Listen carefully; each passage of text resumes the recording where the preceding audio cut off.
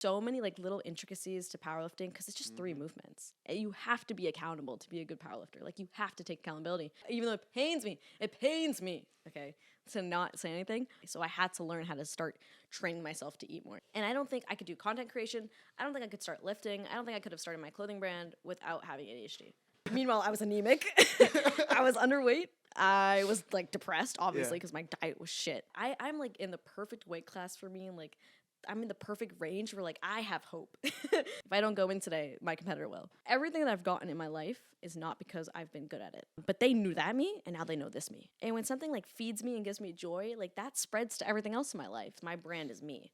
I have always made a point to do this. I've never posted a picture of myself like in a bikini. It's a hard line to walk between virality and being authentic. Or like, if you knew me, you know I didn't have friends. I started with the bar. In fact, I was so bad at benching that like some of my friends would like make fun of me when I benched with them in the gym. Go!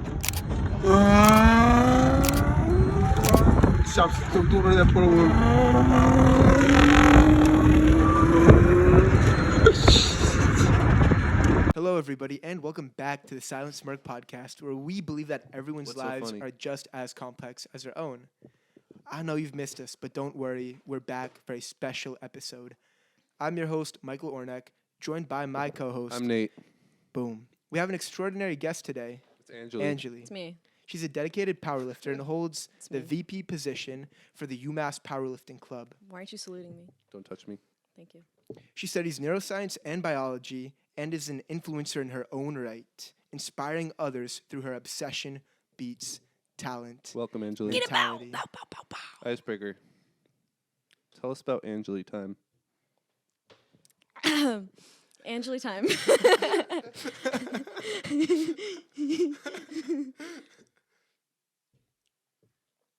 Anjali time. Sorry, means guys. She serious just time. got her wisdom teeth out. She's a little bit, Okay, real Under the icebreaker though, influence. Ange, can you give us a day in the life? Yes. We're talking like day in the life, like at school, like at home, At school. because they're very okay. At school. School. I set my alarm for 7, and then I press snooze until like 8:15.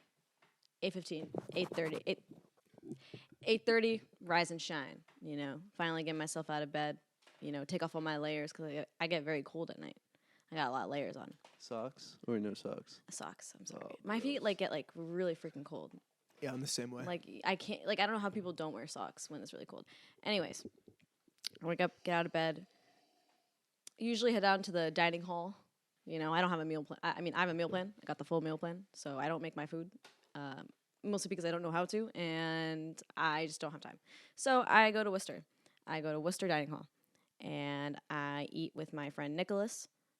Usually eat some really poopy eggs that are really watery. And don't Nick, yeah. I know Nick. Yeah, like Chafee. Oh, okay. He doesn't know. That was a lie. I usually eat, and then the first few hours of my day, I have to work, because if I don't work, then the more the day progresses, the tired I get, so I have to get all of my work done, or at least like 75% of my workload done in the morning, because the rest of my day is filled up with things and stuff. So I'll do my work in the morning, and then I'll have class usually from like 12 to 4 o'clock, 12 to 4 or 12 to 5, depending on the day. And straight after that, I go home, change, and I go to the gym. I do not work right after class because my brain is fried. It's not going to work. It's not going to be productive. And I have to go to the gym at some point. So I just go right after class ends, which is during peak hours. So everyone and their mom is there. He's there. Nate's there. You know, sometimes Michael's there. Everybody's working in, like, there's like 10 people on a machine. So usually a workout that would take me like 30 minutes to 45 minutes, or like 45 to an hour and a half takes me like 2.5 hours, or like sometimes like on crazy days, like even 3. Because even if I'm ready to go and like I'm not talking to anybody, there's so many people using the equipment at the gym near us so often that like you just have to wait. Like you just have to wait your turn. You gotta wait like 45 minutes. I've waited an hour before. So really depends on how crowded it is that day. So I finish the gym. I come home, and usually I'll have like a couple of meetings, whether that be for like my extracurriculars or like my internship that I'm doing, and then I make myself stop working at 9:30. I used to not. I used to just like edit and then work more, and then like I can always be doing something, and then the days started like bleeding into each other. So I had like this year I was like I am forcing myself to stop working at 9:30 because I need separation of like work and rest. So I just watch Dance Moms. I eat my popcorn. I watch so much Dance Moms. I've watched like 7 seasons in like a month. Like every night, because I make myself. I'm like, it's 9:30, but I'm like, oh, I could just like finish up this thing, and I could get started on this thing. But I know that in the long run, it is not productive. Like I used to think, like, oh, I'm working all the time. Like this is so productive, and then I burn out, and then that's like a month of like me not being able to do work because I'm just like so tired out of my mind. So I have to like implement this like 9:30 p.m. cutoff session for myself. So then I watch Dance Moms, and then I sleep. I usually sleep pretty early, actually. I'm like, people think I'm like a late night person, but I'm really not. I like my sleep, and I need a lot of sleep. If I get less than like 7 hours, I feel like my brain just doesn't work. I don't know if that's partially because like I see on my phone that it's tracked like less than 7 hours. I'm like, oh man, I'm gonna have a horrible day because like, look, I've slept less, or if it's like actually I just need that much sleep. But I need a lot of sleep just to like function normally. I feel like more than other people usually do. Do you have like a sleep band to track on your phone, or how does that work? Yeah, I have a sleep. It just like tracks like ambient noise, so it tracks like, if you move around in bed, so like when you actually go to sleep, and it'll like guesstimate the time like that you fell asleep. So I wake up and I get like a sleep score of 100. That's like, that's like hey, you didn't move around much yesterday, and you spent this much time in like deep sleep. I don't think it's like 100% accurate, but it's like a good indicator. And so if I get up and like the sleep score is like less than 80, I'm like, fuck, it's going to be a horrible day. So I use that to track my sleep. But I feel like I need to get more sleep than most people do just to like function at the same level. So you mentioned that, after classes, you're going to the gym, and you use the word you have to. What percent of the time do you have to go to the gym versus you want to go to the gym? I mean, if we're talking percentage wise, like a solid 40 to 45% of the time I don't want to go, which as somebody who, this is like my passion, this is like my favorite thing in the world, this is like literally what my entire life is about right now, like my account and everything, and I have like almost half the days I like don't want to go. So but the thing is, I can't just have people saying, oh, just like move it to tomorrow, or just like move things around so that it fits your schedule. But the way that my program is designed and the way that I've worked with my coach to set it up is I function optimally during my workouts at a very specific schedule. For example, I bench the most when I have benched the day before. So let's say that that first bench day, not the second one, but the first one, if I move that back a day or if I move it forward a day, now my performance of the other session is thrown off because I have not had it in the optimal kind of range of when I perform the best.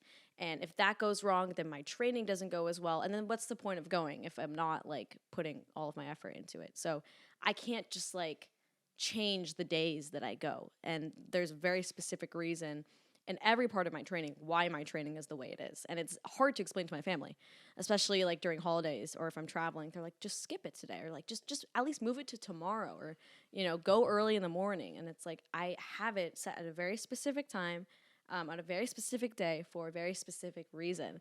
And it's hard to explain that to people who aren't kind of in that like competition lifestyle. Even if you just go to the gym, like you hardcore go to the gym, but you're not like competing for anything, there's not really pressure to like make sure you're doing everything right. So yeah, I can move it to tomorrow, definitely. Maybe even I would do better tomorrow because I got more sleep tomorrow. But the program that I have is there for a very specific reason. So I can't, or at least I try to limit, I'm not perfect. So I just try to limit as much as I can to make sure I can control every variable that I can for my training.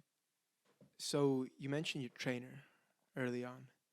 How important is it to have a trainer? And if you don't have the resources to get a trainer, how else can you, achieve the same results? Yeah. So the main reason I would say is that my coach, his name is Chris. Coach. He makes a custom program for me. So my specific goals, I'm a lightweight female lifter. So programming for me is going to look very different than like a heavyweight man, right? So it's not just like every program can fit everyone.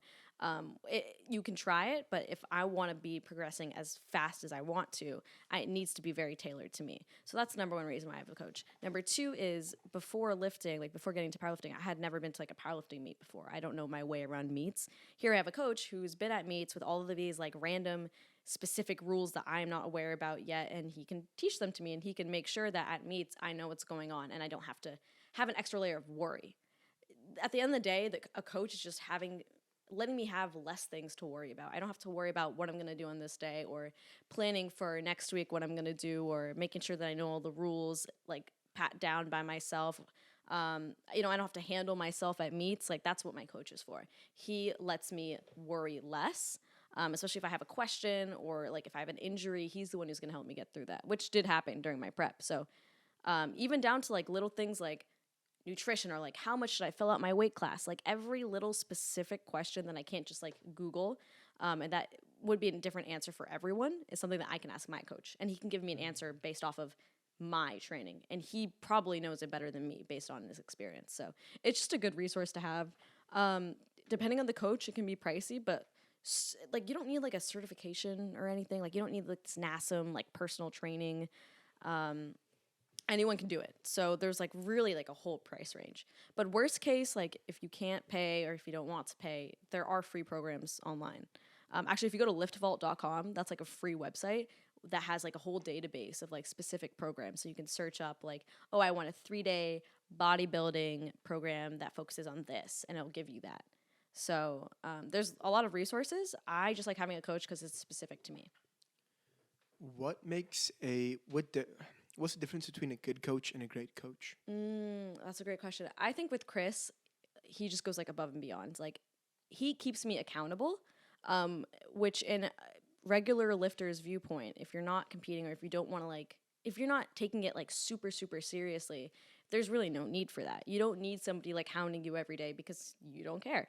So I feel like he matches my love and my compassion of the sport. Like he wants me to do well as much as I do, / even more than I do. So if he expects me to text him, especially during meet season, like every single day, every single session, I should be texting him. I should be updating him on how I'm feeling. I have access to him 24/7. Sometimes I'll call him randomly. Like that's his job. And so like if I go a couple days during meet season and I don't text him, he'll text me. He goes, "How are things going? Like you need to talk to me. We need to communicate." He also makes like 10-minute videos every single week going over my like training for the week. So he's like, I have like a folder where I upload all my videos of like my lifting. He'll give me feedback. He'll explain to me exactly why he's programming things the way that he's doing it. He'll give me, advice, and just like generally like what I should be shooting for each week. So there's so many like little intricacies to powerlifting because it's just 3 movements. Like it's literally just 3 movements. Yep. So what separates the good from the better is like who can as technically and as skillfully attack those 3, and it's a lot of people in this sport.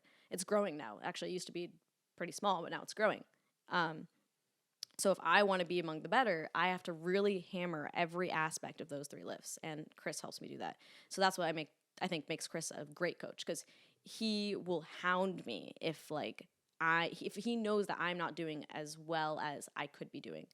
Whether it's due to like stress or externals, not managing things, or just, I'm tired. I hate powerlifting anyways. Like, I'm not going to do this. Like, he holds me to a standard that I need someone to hold me to when I'm not feeling good about myself.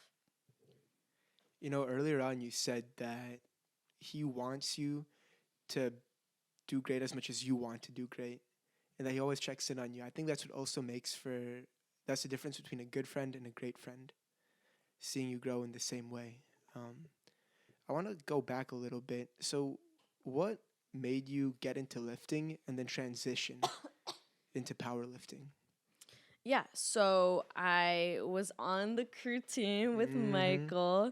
I was on the boys team for a couple years, and I was a coxswain. So if you don't know what a coxswain is, if you're listening, it's basically It's good that I didn't have to ask. Yeah, it's good that you don't have to say the word, but it's basically like this little person at the front or the back of the boat who like helps steer, and like you're like kind of like a leader of this boat, and you have to like give technique feedback, you have to execute race plan, all these things. So I was doing that, but my strength as a coxswain is that I was like really small.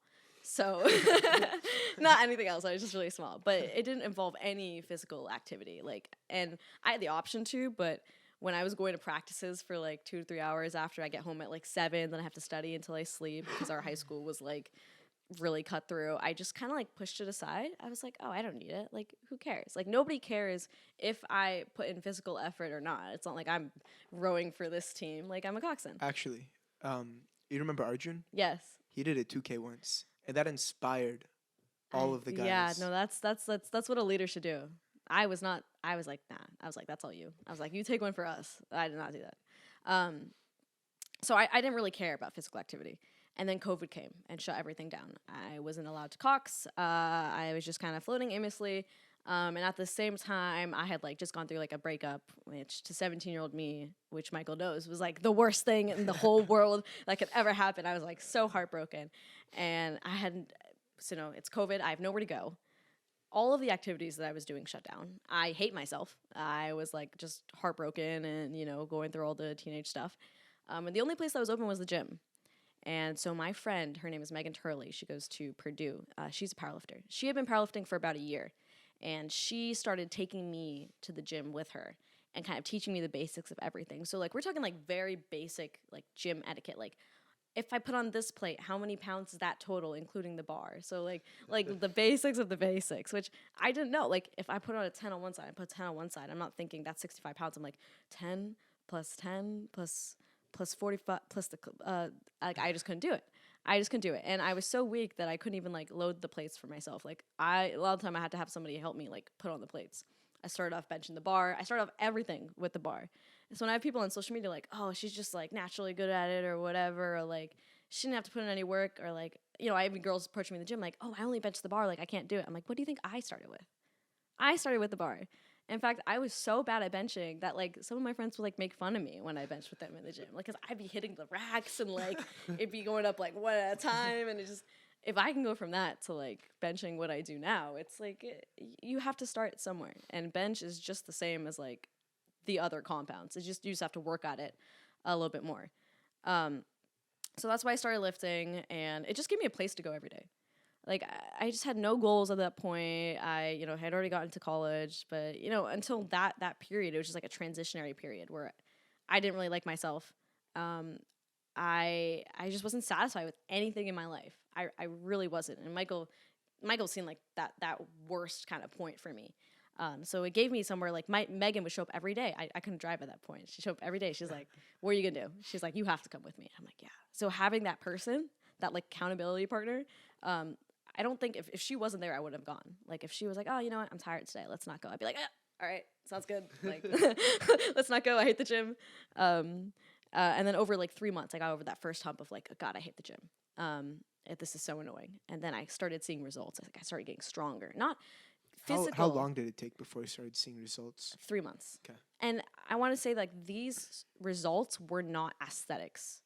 This was not like, oh, my stomach got flatter and like, oh, my butt's getting bigger. Like, this was like, I can now put 5s on both sides for my bench rather than just the bar. And that was enough for me. I mean, I was so starved of any accomplishment at that period of my life where that was good enough for me. And that's what kept me coming back. It's like, oh my God, there's progress. And now there's more, and now there's more. And now I'm posting about it. And now people think that's cool. And I love getting strong, and I love what this feels like. And I feel like I'm in control again. So that's why I started. But again, it was like the first 3 months, I did not like the gym. People think that I liked the gym the whole time. I did not. Like, I've hated it. And if I can go from that to like, now it's like the best thing, one of the best things in my life, you just got to give it time. It takes, I remember hearing somewhere that it takes 3 months to build a habit. It's also pretty cool that you saw results in that 3 month time span. Right. Yeah. Whenever I'm trying something new, I always say, okay, you have to do it for 3 months, and then we'll go from there. I thought it was 3 weeks. I thought it was like 21 days. 21 days. I think we were lied to. Because I feel like 3 months makes more sense. Let's say meditating, right? After 3 months, I'm like, I can't go without it. So, what do you enjoy about powerlifting? Actually, first, so how did you transition from lifting into powerlifting? And I'm listening. I just need to... Yeah. So the first 6 months, was just like the bodybuilding, you know, like I'm picking up a dumbbell and I'm doing curls, like what people think when they think of working out. So that was like the first 6 months, just building the habit of going to the gym, of learning about progressive overload. And then after 6 months is when I got a coach and a powerlifting coach. That's quick. Yeah. That's really quick. It's pretty quick because I realized that the best part of it was like I liked getting stronger. And I was like, okay, and I'm very competitive. So I was I need to compete right now. Did you get the equipment? Like, were you all suited up? No. I didn't get my stuff until like a year. Like, I didn't get like a proper belt until like a year in, or like knee sleeves until like a year and a half in. Can you talk about your belt, the first belt? Oh, yeah. Okay. So my first belt is my dad's belt. And my Indian father, when he came, when he went to college in like, I think it was like the 80s. He came here with like just the classic Indian man, like skinny fat, but like with like a giant like belly, like just the most like Indian dad bod that you could see. And it was a very, very stressful period for him in school. I mean, he's here alone without his family. My mom's gonna come to America soon, and she's almost pregnant. So like, you know, he's got to support a family now. He's got to get a job, and he sucks at school, like just like me. He sucked at school. You know, he's an engineer. He's getting C's, like straight C's all the time, and so. Classic. What do you do when you're that stressed? And so he went to the gym every single day, and he has like this, like it's like this 80s like leather style kind of like pronged bodybuilding belt that provides you like no support whatsoever. It is like the thinnest. It's like literally this thin. It is so bad. But he ended up leaving college with like a 6-pack. He always brags about this. He's like, I came in with the belly and I left with the 6-pack, and I was like, great. But he gave that to me when I started lifting. Which is not the typical response you would hear from South Asian parents, like encouraging me in that way. I mean, they were definitely scared about it. Like if I can't really send them like deadlifts, or I can't send them PRs because their initial reaction is like, oh my God, you're going to die. You're going to break your body. That's exactly how my parents are. Which honestly, like, I don't blame them. It is like they just don't know anything about the sport and don't know all of the safety things I do to make sure that doesn't happen. Yeah. But at the beginning, my dad gave me that belt. And on the belt, it says Vic. It's like in Sharpie. It says Vic, V-I-C. My last name is Vittal. And I asked him, I'm like, where did you get Vic from? And he's like, my accent was so heavy that like when I told people my last name was Vittal, they thought it was Vic. So everyone just called me Vic. And so I still have that actually in my house. I actually want to get it framed at some point because it's like such a sweet, it's a horrible belt. Like the belt itself, like just doesn't work. But you know, it's nice when I like would look at it. I'm like, oh, like, you know, I'm not like alone in this. Like my dad does it for the same reason as me, which is pretty much stress management. So he understands like why I do it. And then how did that transition into powerlifting? Yeah, I was telling Nate I got a coach 6 months in. So that's when I mark it as like I started powerlifting, because then that's when, you know, I got a program and when I started training like powerlifters train. So I started off just like, you know, what you think of when you think working out, like bicep curls and like shoulder press and I'm doing squats and which I think is actually good that I started off doing that, because it gave me a good base of like, what is progressive overload? What does it mean to get better every session? Does it mean necessarily more weight, or does it mean more reps, or does it mean I have more control or more form? Like, I have that foundation of strength training. So I had that, and then I went into powerlifting, which is like, I already do these compounds, and now I'm going to hammer these compounds. And powerlifting training is kind of confusing because I don't do just like one compound every day. I do like 1 to 2, usually 2. And so when I tell people that, they're like, oh, like you want to like hit legs, or like, you know, you want to like hit upper body. I'm like, I can't. Neither, yeah, it's like, it's everything. just a mix of everything. Yeah. And people don't really understand that. But the everything that I do is like the dumbbell stuff and the machine stuff. So I think that foundation of bodybuilding training that I was doing before gave me a good foundation for doing that in powerlifting training, because that's usually pretty neglected by powerlifters. They're not really known to like care about accessories or cardio or you know, dumbbell stuff and just slowing down and controlling. It's like, I'm so tired from these compounds, let me just get these out of the way and then leave. So doing bodybuilding first kind of taught me the importance of, let me actually pay attention to these things, because this is what really helps me grow aside from the compounds. It's like they're not useless. And I also like for aesthetic reasons too. Like they do help aesthetically. So, can you talk about recovery in lifting? Sure. Like what about like what I do to recover? Yeah, more specifically to you. Number one thing is sleep. So this past summer I had like the worst training period I've ever had. because I was getting 6 hours of sleep per night. I was stressed all the time. I did a horrible job of like just balancing every single thing in my life. But I honestly think, like, regardless of all of that I was handling, the main reason that my training went downhill was because of my sleep. It's so important. Like, your muscle repairs itself while you sleep. Your muscle grows while you sleep. Like, if you're not getting enough sleep, you are not going to see results, regardless of how much protein you're eating, regardless of how good your diet is. If you're not getting the proper amount of sleep that your body needs, maybe it's not 8 hours. You know, maybe you don't need as much as me. But if you're not getting that enough deep sleep, you're not going to build muscle correctly, and you're not going to recover. So number 1 is sleep. Number 2 is protein intake. So I try to get as close to 100 grams of protein as I can per day. Right now I'm kind of slacking. I've been eating like shit all week because of Thanksgiving, and I'm done with my meat. But usually I try to get up to 100 grams. That's really important as well, because what are you going to build your muscle with? And then the last thing is external. So my stress levels. How present am I during sessions? Am I thinking about something else and I'm not paying attention to what I'm doing, or am I there in the moment and am I training with intention? Am I letting the stress get to me? Am I going to session being like, I just want to get this over with. Like, I don't want to be here. Because that does have an effect on your training, the way you approach training. It's like, if you go into it thinking that, you know, nothing good is going to come out of it, nothing good is going to come out of it. That's it. You're right. So those are the 3 main things. Do you miss the teamwork? This is kind of a different question, but do you miss the teamwork aspect of a sport? Like rowing, you had a team with you, and powerlifting, you're kind of on your own. Right. Yeah. Rowing's like the polar opposite, honestly, of powerlifting. Yeah. It is, because in rowing, the whole boat has to be one. Like, if one person is slightly off or slightly not doing the same thing, like, exactly. It's it. You need everyone. In powerlifting, I have a coach and everything, and I have whatever. But at the end of the day, it's like just me. It's such a hyper individual sport. Yep. So the best thing about powerlifting is that, like, it's self-driven because it's so individual. But the worst thing about powerlifting is that it's self-driven, because if I fail, it's like such a different level of, like, I literally cannot blame somebody else. Like, maybe your coach, you know, if you're that angry. But at the end of the day, it's you. You're the one training. Nobody's making you do the training. Versus in rowing, I could be like, oh, that guy was late, or, you know, it was my fault because, you know, as a coxswain, I didn't steer correctly, or, you know, I could have done this and this. But powerlifting is the, like, hyper, like, this is completely my fault. You have to be accountable to be a good powerlifter. Like, you have to take accountability, because if you don't, who are you going to blame? Who are you going to blame? You can't blame anyone. But the interesting thing is, like, there are teams, right? Like, I'm VP of the UMass powerlifting team. And my sessions around these people, even though it's so individual, are so much better.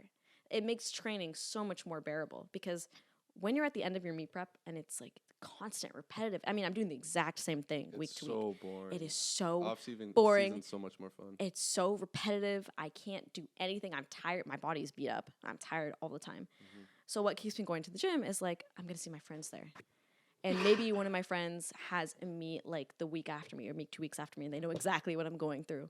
And we just get there and we just complain to each other, and then we both go and do our own thing. So even though we're doing our own thing, the sense of community really does make a difference.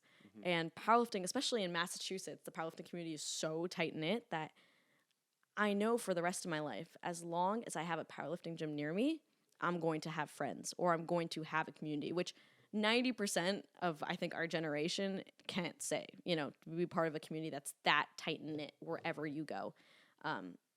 You know, I don't even know, like, every powerlifter ever, but I know for a fact if I'm near a powerlifting gym, chances are they're going to be an amazing group of people.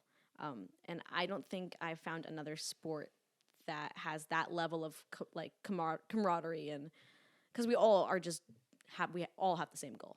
And again, it's so hyper individual, right? There's no cliques, essentially. The only cliques are, like, within gyms.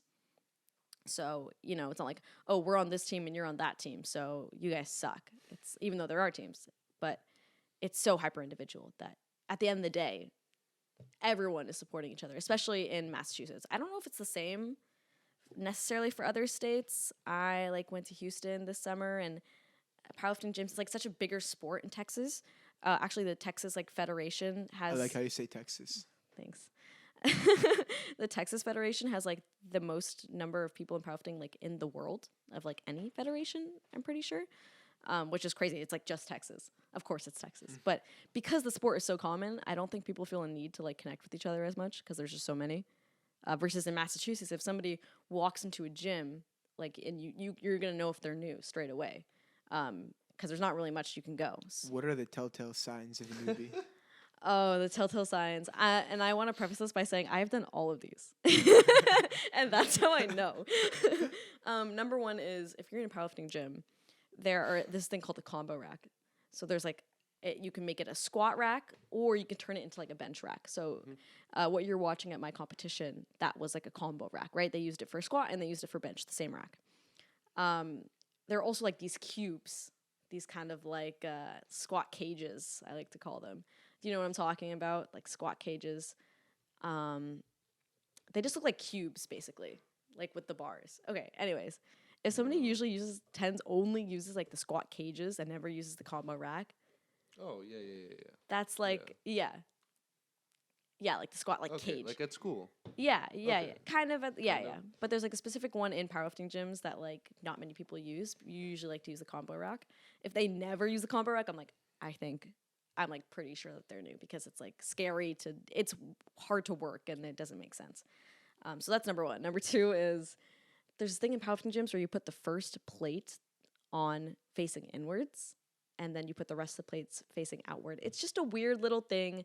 It doesn't really matter. It's the same way. I got clowned on the internet for saying that people do this because people are so mad. It doesn't matter. Just go in there and lift the weight. All right, bro. Like, no one's stopping you.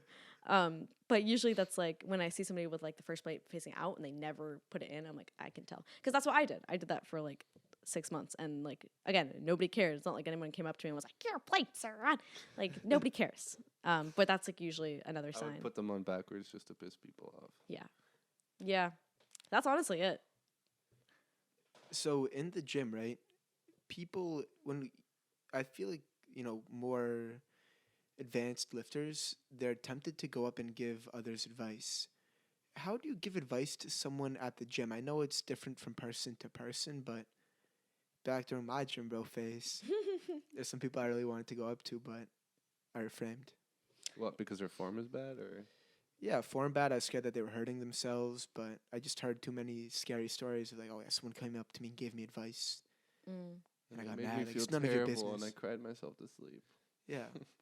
I think there are very few people who can pull it off without seeming like a dick. Like, I think the only ones who can really pull it off are like the giant guys in the gym who are like much older. Yeah, those, you know what I'm talking about? Like those kind of like gym dads. I think those are the only guys who get away with it. Otherwise, even if I think someone's gonna hurt themselves or like something, maybe like if they like fail something, like I'll run over and like help them like re-rack it. But other than that, I never ever, even though it pains me, okay, to not say anything. But you just need to let people make their own mistakes because chances are you're a stranger. You're going to go up to them and say something, they're going to get defensive, especially for me because I'm a girl. Imagine if I go up to a guy and I'm like, actually, or even if you're a guy going up to a girl, like even if your intentions are good, it's not worth it. People can make their own mistakes. And also, if you do that, it comes with a very, like, I know more than you and I'm better than you because I've been in the gym longer. Like, it's like this weird, like, hierarchy that makes people feel, like, inferior. So but if somebody asks me, which a lot of girls, like, who've seen me in the gym a lot, like, they'll come up and ask, like, hey, can I just have a spot? And then I'll go in spot and they're like, hey, can you give me some pointers on this and this? Like, it can lead to something. But other than that, I never. Or, like, I'll say, like, oh, do you want a spot? Or something. A lot of times if I do try to give advice, I'm like, hey, do you want me to, like, shut up? Or do you want me to, like, watch your form on this? And, like, to like, new lifters. And they're like, oh, just let me do this. Or they're like, oh, like, yes, I want pointers. Give me pointers. So people usually let you know. But I think a good rule of thumb is don't say a word unless somebody asks you. Because it can be taken very wrongly. Do you think it should be that way? I mean, in terms of somebody, like, about to hurt themselves, like, yeah, but also I think some people need to learn the hard way. I think I need to learn the hard way. And I don't blame people for getting mad at it because it's like, oh, well, you're so high and mighty, you know? It comes from this place of, like, defensiveness because, like, oh, my God, I'm the inferior one in this situation. But you're a dick and, like, you think you're better than me. And it just comes from a place of, like, oh, God, I feel inferior. So it's not about, like, the intention because obviously you have good intentions with wanting to help somebody's form, but unless they ask you for it, it's like some people just, even if they hurt themselves, like some people just got to make the mistakes to learn what not to do. I needed to learn what not to do. But I think if somebody came up to you and was like, hey, you mind if I give you a couple pointers? No, leave me alone. And it's already so hard to be in the gym, like when you're starting out. And imagine like somebody comes up to you and it's like, hey, you're doing this wrong. Even if they're saying it like in a nice way, usually people who are just starting out don't really want to talk. Like they just want to be left alone. So I think there's too many factors that would make it a bad interaction than, the possible plus side of it. So outside of, the aesthetics part of lifting and the powerlifting competitions, and for aesthetics, I am referring to the competitive side, you're mostly competing against yourself. I talked to Cam about it. He's like, why do you do powerlifting? I like to compete against myself. Do you prefer to have that do you prefer to compete against yourself or more towards other people? I mean, ideally, like, yes, against myself, but I mean, I'm on social media, right? Like, you see everything. I'll see a 16-year-old girl pulling my entire total, and she's like, hasn't even started powerlifting yet. I wish I could not think about other people, but the competitiveness inside of me is like, well, I should know what other people are doing because then it makes me work harder, and I'm not just oblivious to what's going on. Like, I love this sport, but I think Cam doesn't like to compete as in like being competitive. He likes to enjoy the sport. I like to enjoy the sport, but I also want to win. Like I need to win. I feel like I need to win, which isn't, I'm not gonna say that's like completely healthy, but I never want to do comparison, but I mean it's natural. There's this amazing competitor. Her name is Jetty Wang. She's in my weight class. And at one point, she held the American bench record. She's strong. She is strong as heck. And she has competed against me in 2 out of 4 meets that I've done. And she's won every single time. And each meet, I'm like, this is it. Like, I can do it. But, it gives me something to, like, to reach for. Yeah, you got an up. Yeah, even though some people, and again, like, we're friends. Like, everyone's so nice. Like, nobody doesn't want you to succeed. Because on meet day, it's like you've done what you can. So there's no point in like bringing somebody else down. But it keeps me working, especially when I see people like in a weight class below me and they're pulling more than me. And I'm like, oh, they're going to be in my weight class someday. I got to keep going. Wait, there's weight classes below you? Yes, there are 2 Whoa. actually. There's Well, 48. yeah. Yeah, there's 48 kg, which is like 104.5 pounds. Mm-hmm. Fun fact, I weighed it at 49 for my last meet. So I was dangerously close. I thought I was eating a lot, but turns out I wasn't. And then there's 44 kg, which I'm not sure exactly. I think that might be times 90. 2.2. Yeah, I don't know. Was that 196? I don't know. Something like that. We'll leave it to the engineers. Yeah, something like that. But there's 2 more below me.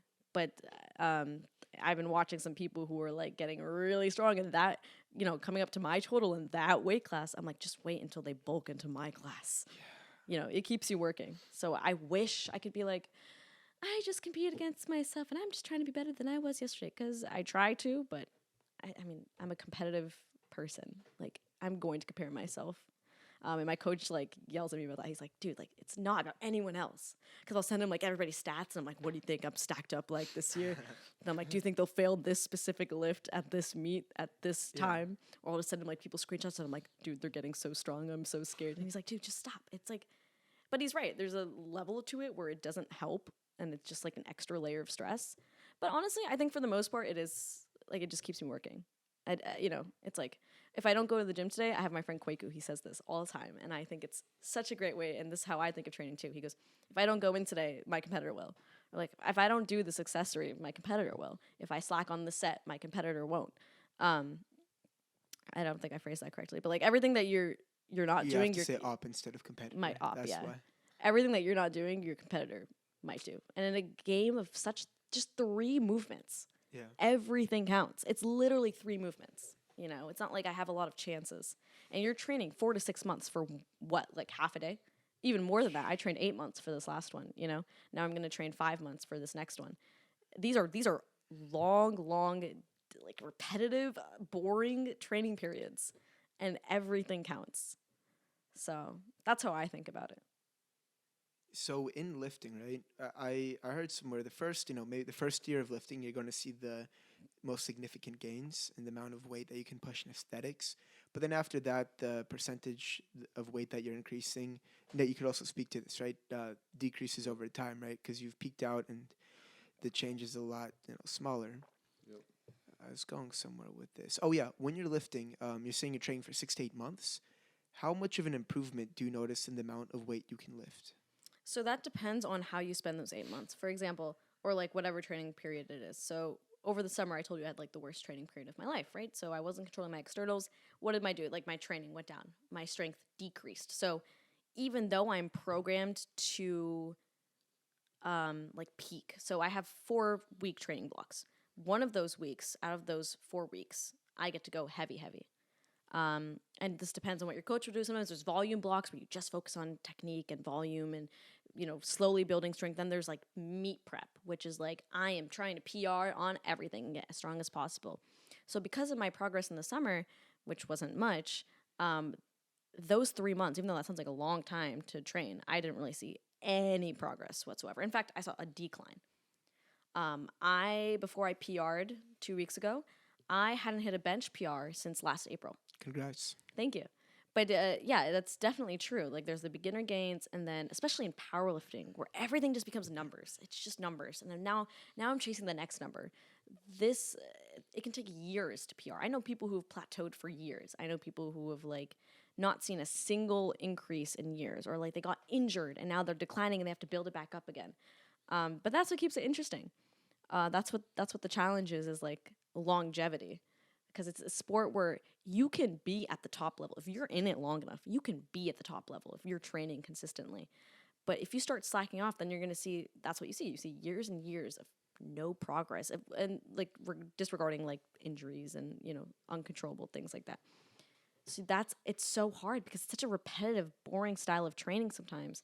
You have to keep that fire for long, because that's when you get plateaus. Because when you're like, it doesn't matter, I can skip this, or like, I'm not going to go today. Why should I go today? I haven't PR'd in 9 months. I'm not going to go today. Then that's how it turns into years,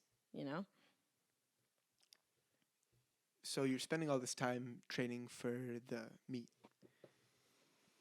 And at the meet, there must be a strong mix of emotions. Can you describe sort of what you're experiencing on meet day beforehand, during your lifts, and after too? Yeah. Oh my God, that's actually such an exciting question, because this last meet has been different from every meet I've had before, because this session that I was in was at 6:30 p.m. Usually I'm a lightweight female lifter. I am first session, first day, 6 a.m. weigh-ins, starts at 9. So I get up at like 5 or 4:30 because, the venues are far away. So I'm usually like, and I can't sleep the night before meets. I can never sleep. I'm like, I'm just thinking. I take melatonin, can't sleep. Like, I'll do everything, cannot get some sleep. I'll get maybe 4 hours. So 4 hours, rise and shine, like it's 5 a.m., time to go to my meet. So at that point on meet day, you're just running on adrenaline.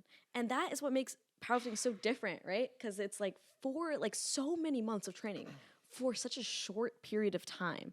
So everything is on this. Everything's weighing on this. Especially if you're trying to qualify for something, you're trying to beat somebody, like there's so much pressure on like literally 3 movements. It is so stressful. So that adrenaline is usually enough to like get me up and like, all right, like let's do this thing. Like let's drive. I got 4 hours of sleep, but it doesn't even matter at that point because the adrenaline is just going to fill in all the gaps for you. At least that's what I experience. So that's usually what I experience, right? But this time I had it in the evening. So I just had a whole day to like think, to just think and just think and just keep thinking. I got 10 hours of sleep, most amount of sleep I've ever gotten. But strangely, and I talk about this in the vlog that I just uploaded on my YouTube channel, Anjali Lifts, like I felt strangely neutral like beforehand. Like I didn't have that same like adrenaline, let's go, like let's do this. Like I'm excited. I'm excited to have a fun time, but I wasn't like super jacked up like I normally was. And it was an odd feeling. I also hadn't had any. That comes from, having been to many lifting meets? I think it was that. I also think a part of me had signed off because I was so disappointed in myself in terms of the progress that I've made over the last 8 months. Now, when I got to school, that training went so much better because I am in a controlled environment. I have a pretty stable routine. I'm doing a lot better of a job of managing. I'm on ADHD medication. My stress has gone down. You know, all of those externals are out of the way. But that's summer. And like when I think of eight months and what I PR'd by, which was 22 pounds of my total. So, and that was only on 2 lifts. So I added like, I think 7.5 kgs to one and like something smaller on the other, like tiny PRs, right? And when you tell people you're training for 8 months, and for myself, I expected more, but then I got injured when I went to school, and like things didn't go as planned. But at the end of the day, it's just more data. Like I know it's just more data, and I know that this next prep is going to be the best one I've had because of how shitty that summer went. I know how my body responds to things like that now. I know how to like keep that under control now. So that's something that I know. But I was sitting there and I was waiting. I was like, after weigh-ins, I'm like, the only reason I was doing this meet was just to have fun because I don't need to qualify for anything right now. I've already qualified for what I want to go to. Like, I'm just doing it to see my friends and like have fun. And it's a great run meet. It was a great venue. I'm just sitting there, I'm like, why don't I feel like, yes, like, like, what's wrong with me? I took my caffeine. I'm like, it's just the caffeine. I took the caffeine. So neutral.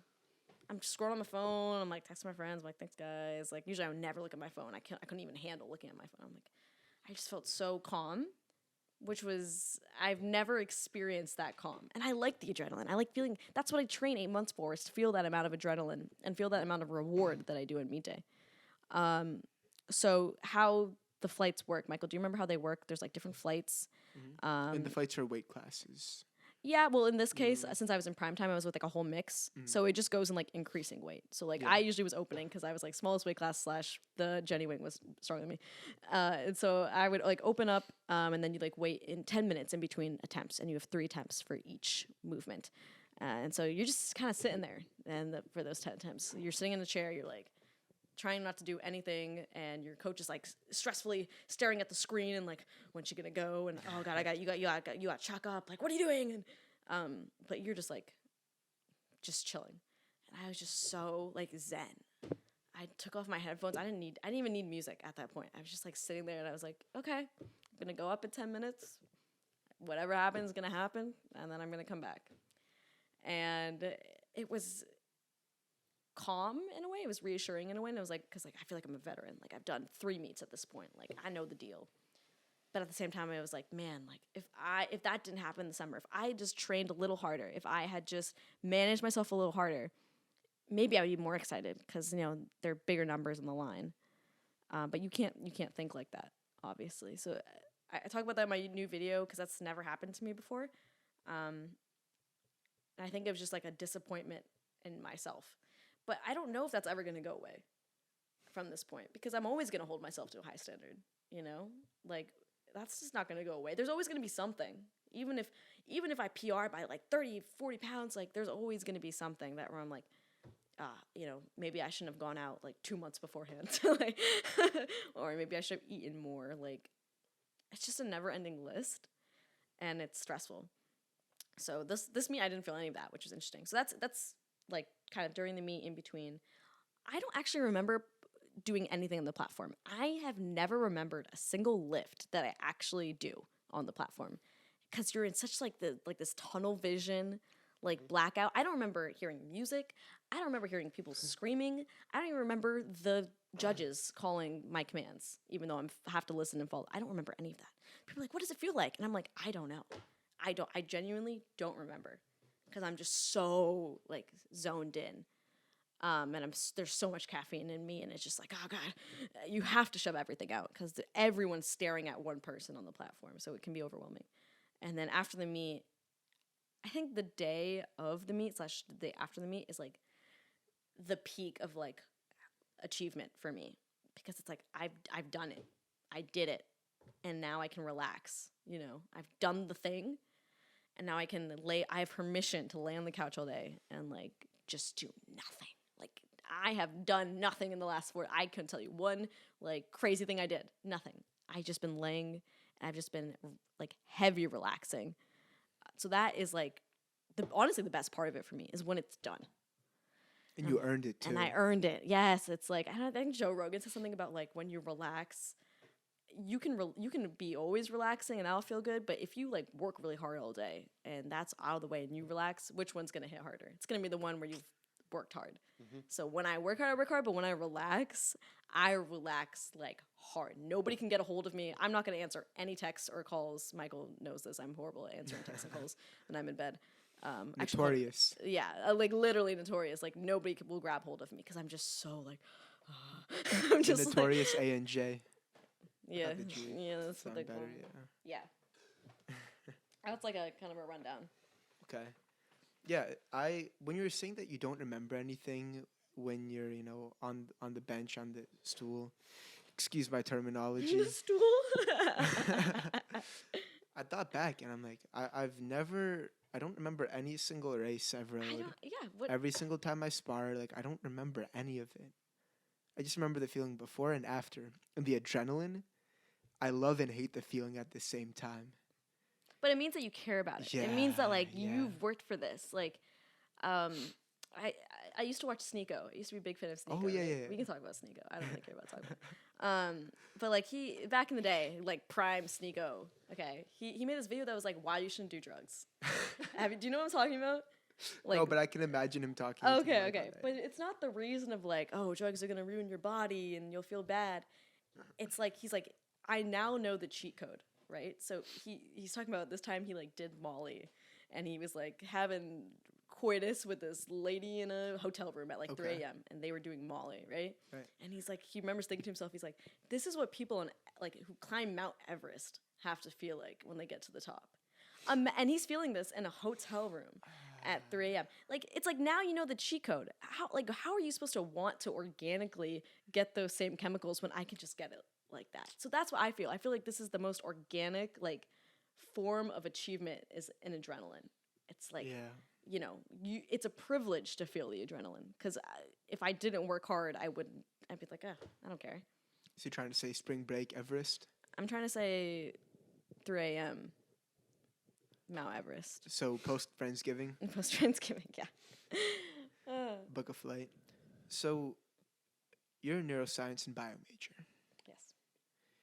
Do you have any plans to combine, I want to say specifically neuroscience, with the art of lifting? There's definitely some parallels, especially like in my physiology classes. Like I learn a lot about how my body recovers. Like I didn't know that our bodies like made creatine already. Wait, they do? Yeah, our bodies like store creatine for like fast acting energy. And can you talk a little bit more about what creatine is? Because I don't. Yeah, I didn't really get it either. Yeah. It's like this.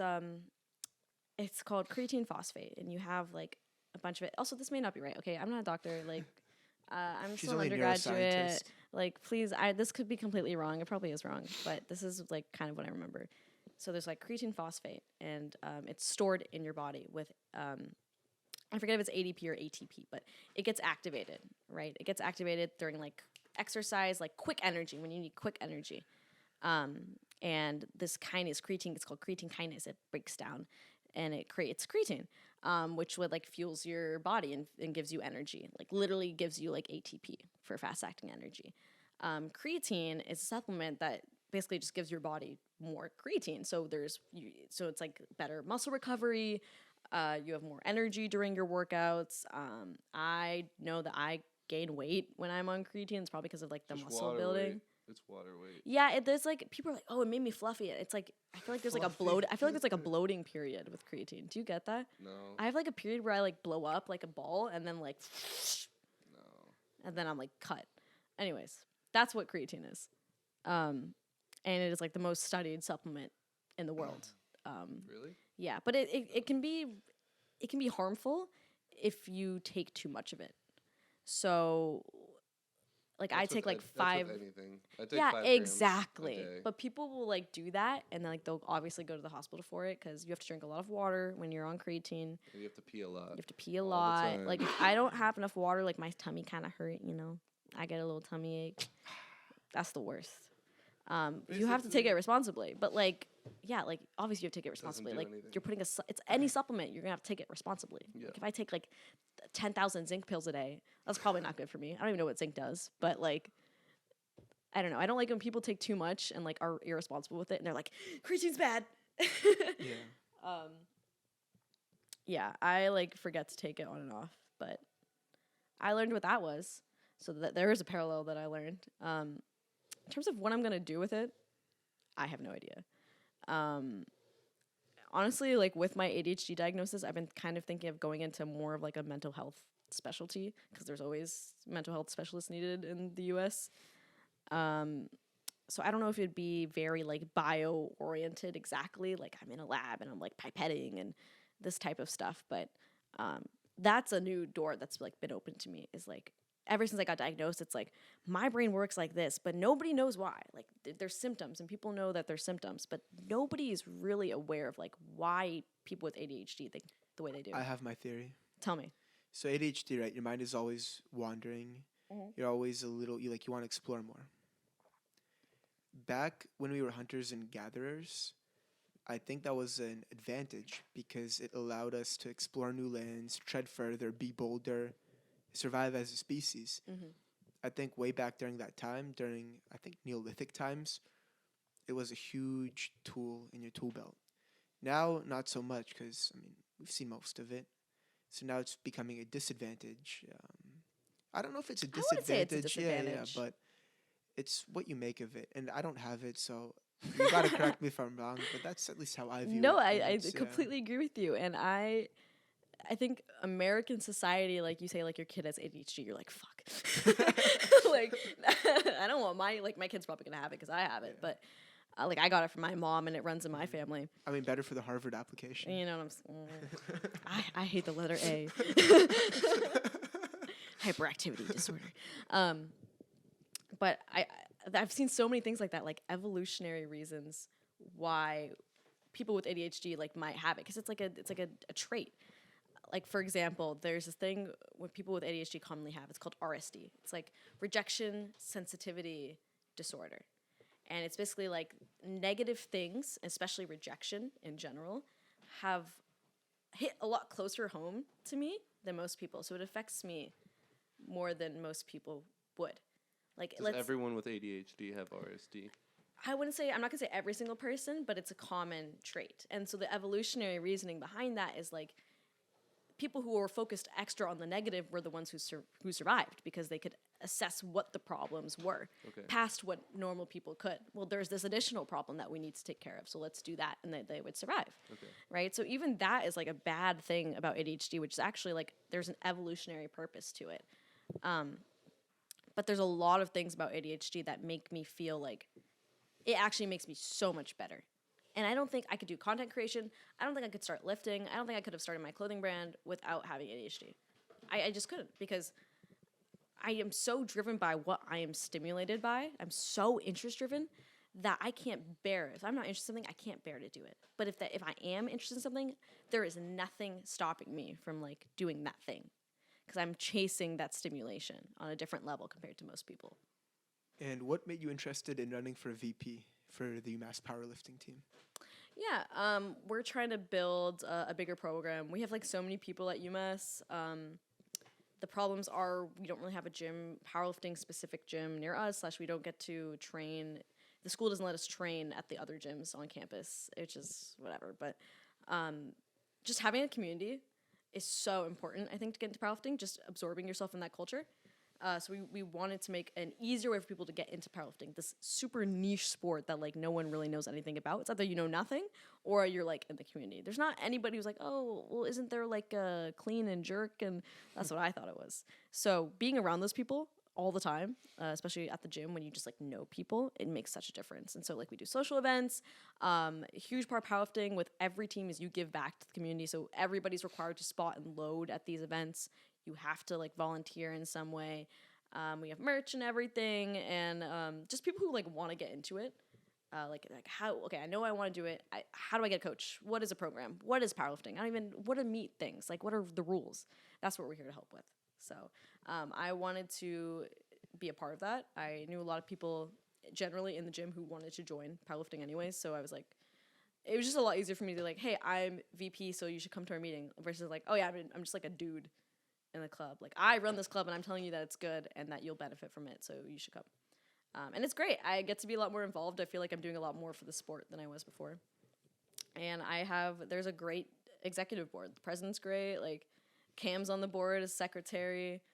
My friend Bella is event coordinator, and all of us just, Ian's treasurer. Everyone just works like so well together. So it's great. Like, I'm very happy that that's like the extracurricular that takes up most of my time because it's the one I'm most interested in. Yeah. So recently we were talking about, is it better to be a jack of many trades and a master of none, or to be really good at one thing? So obviously I'm not just saying you're very good at one thing, but you're specialized in lifting, right? That's where the majority of your time goes. Do you prefer that it's that way, or do you wish you branched out a little bit more?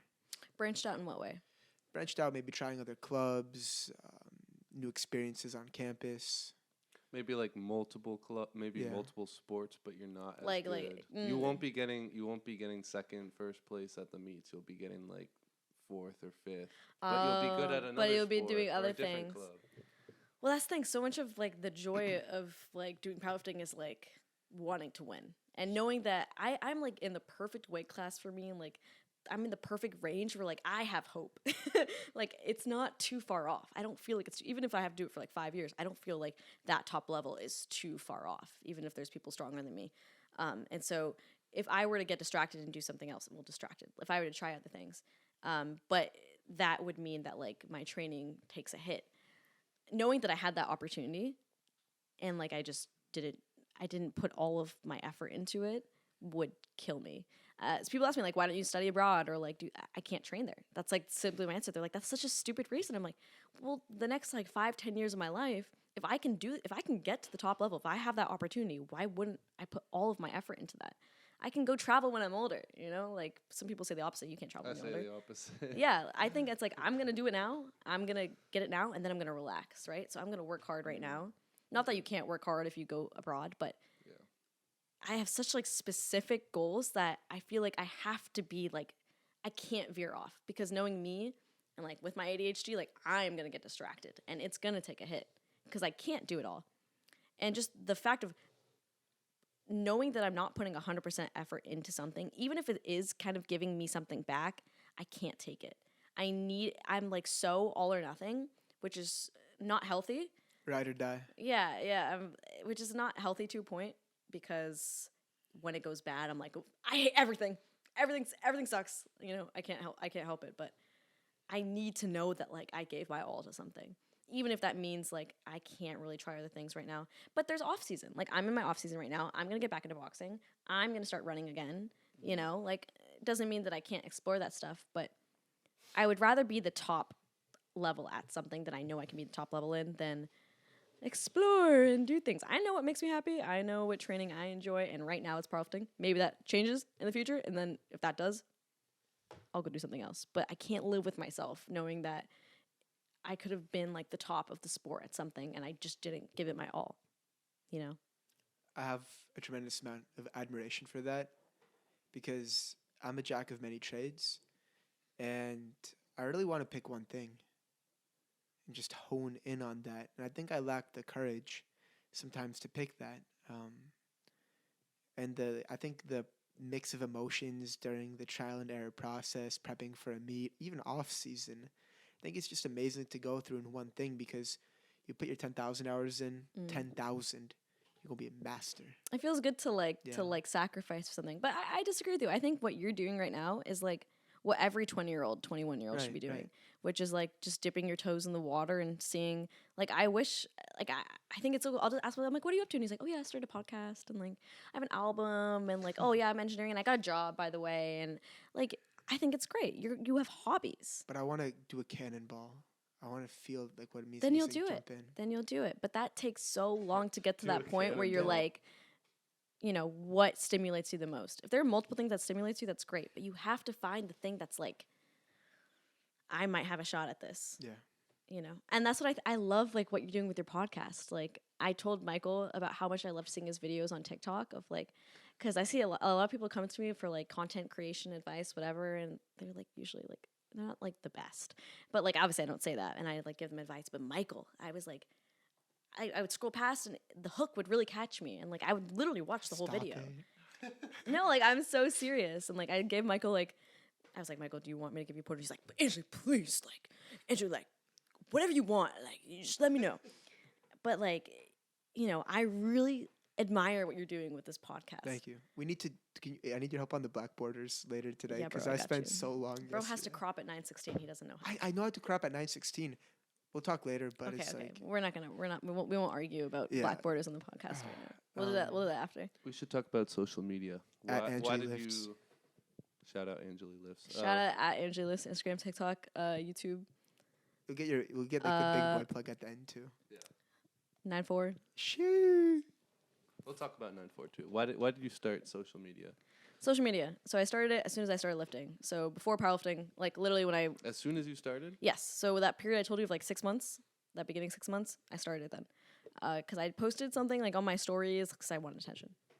I just want attention, guys. Like, real talk. That's true. I was like, look how cool I am. Like, I'm lifting shit. I look at those videos, I look so goofy. I look so stupid in those videos.